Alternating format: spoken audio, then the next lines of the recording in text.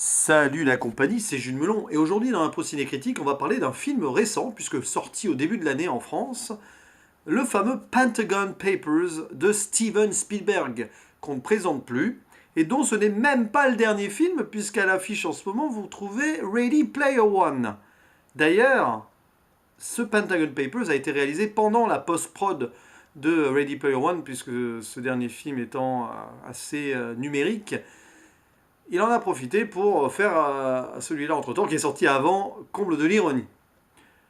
Pentagon Papers, c'est une sorte de film historique sur le journalisme et la révélation d'un des premiers scandales américains sortis par la presse, scandale autour du gouvernement américain impliquant la politique, les hommes politiques et les militaires durant la guerre du Vietnam, et voilà, révélant des documents top secrets. C'est un peu compliqué à expliquer, mais bon, vous regardez le film et en même temps on s'en fiche du détail précis.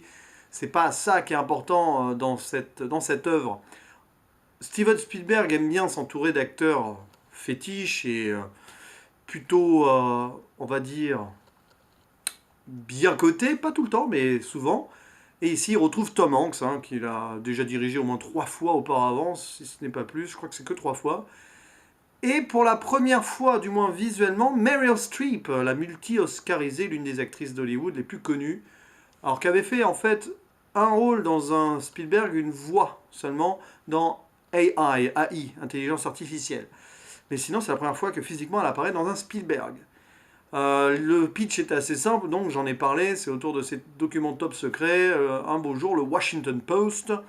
Le Washington Post, c'est un journal local, à l'époque, enfin pas trop reconnu, qui décide de rebondir sur des informations que le New York Times, quand même un journal beaucoup plus populaire à l'époque, avait l'intention de révéler sur donc, ce scandale qui tourne autour de la présidence de Truman, à peu près, enfin c'est un peu compliqué parce qu'il y a plusieurs présidences qui sont mises en jeu, y compris celle de Nixon, le président actuel dans l'histoire. Et vous pensez, président Nixon, scandale. Ouais. Et bien ceci est avant le Watergate, et c'est un peu les prémices du Watergate, d'ailleurs.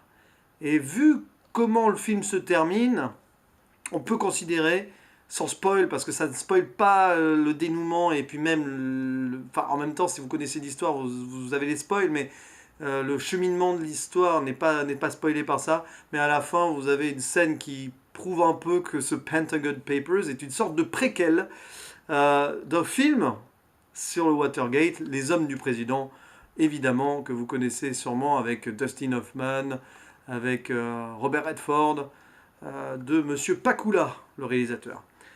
C'est assez, je pense qu'il y a un clin d'œil évident parce que ce film rappelle Les Hommes du Président, en un sens, dans son cheminement, dans son enquête journalistique, même si on va plus dans le... C'est plus dramatique, je trouve, un peu plus...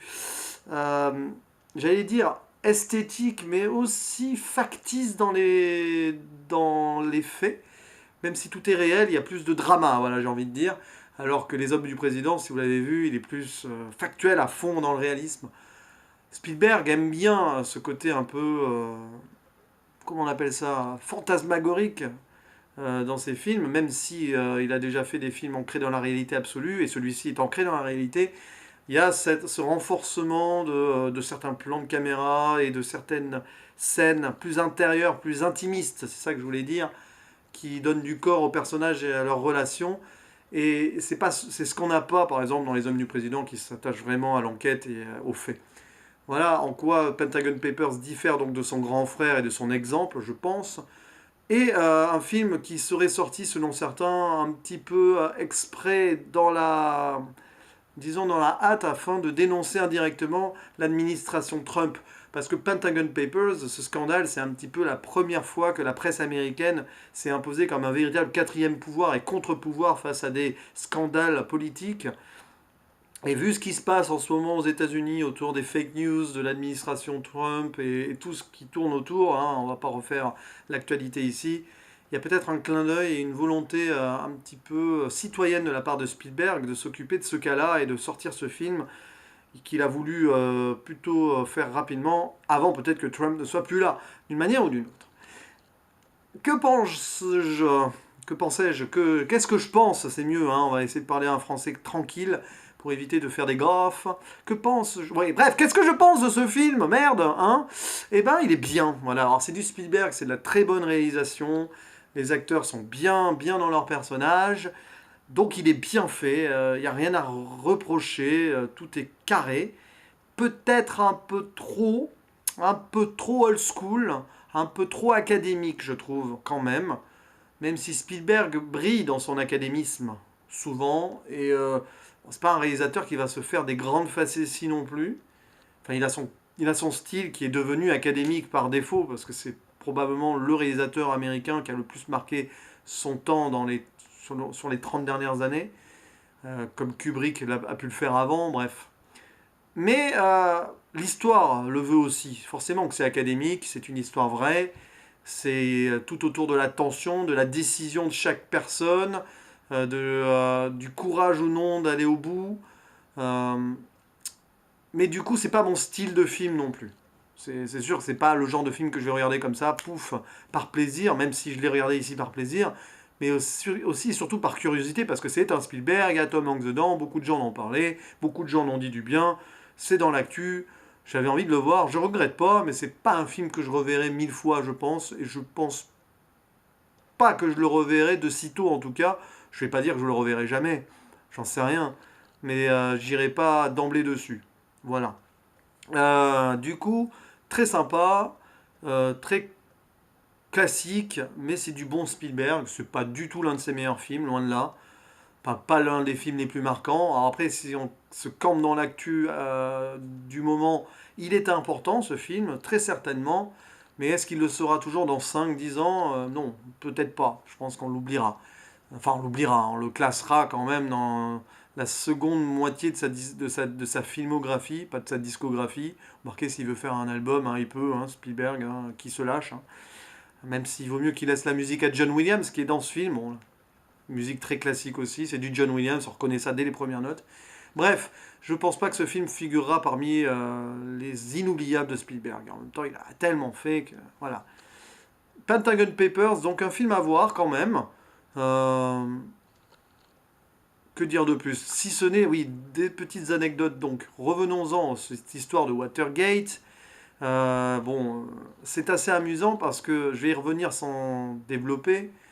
Mais l'intro du film, sur fond de guerre du Vietnam, avec des combats et tout, avec caméra proche de l'action et tout, et cette fin où on voit, en fait, vous connaissez cette imagerie du veilleur de nuit, enfin, des gens qui voient que quelqu'un dans l'hôtel est... Enfin, des gens dans l'hôtel sont en train de fouiller quelque chose, bref. Eh ben, ça me rappelle un film, non pas de Spielberg, mais de Zemeckis, un de ses potes, Robert Zemeckis, le grand film Forrest Gump. Alors pourquoi j'en parle de cette anecdote-là? Parce que dès le début du film, je me suis cru dans Forrest Gump, où on voit Forrest Gump dans la guerre du Vietnam avec cette musique rock et tout qui avance dans les contrées locales. Et bien ce début de film, je l'ai pris comme un hommage à Forrest Gump et peut-être à Zemeckis, d'autant plus qu'il y a Tom Hanks dans le film. Bon, ça c'était un hasard, parce qu'il n'y a pas Tom Hanks dans la scène. Et j'ai pris ça comme un hommage à Forrest Gump au début. J'ai dit, putain, j'ai l'impression que c'est du Forrest Gump à la Spielberg et actuelle, cette scène-là. Et puis à la fin, bah ouais, hommage à Forrest Gump ou pas, peu importe, puisque dans Forrest Gump, c'est Forrest Gump qui appelle parce qu'il y a des gens qui sont en train de faire des choses bizarres dans le Watergate. Et c'est donc Forrest Gump qui révèle indirectement le scandale. Euh, Bien sûr, c'était romancé, mais c'était amusant.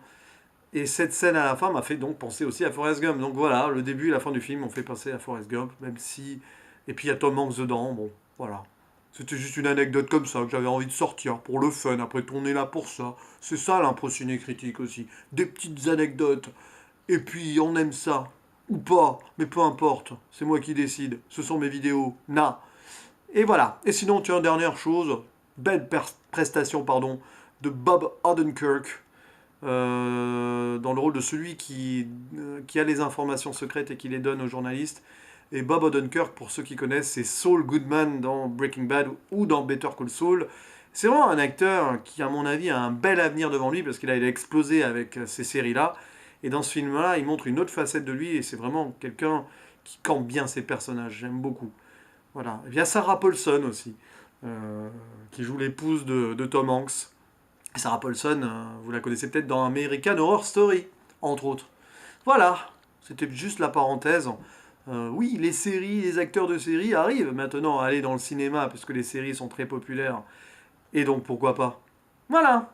Bref, c'était un petit peu pêle-mêle tout ça, mais c'était Pentagon Papers, c'était un procédé critique, et ça c'est un au revoir.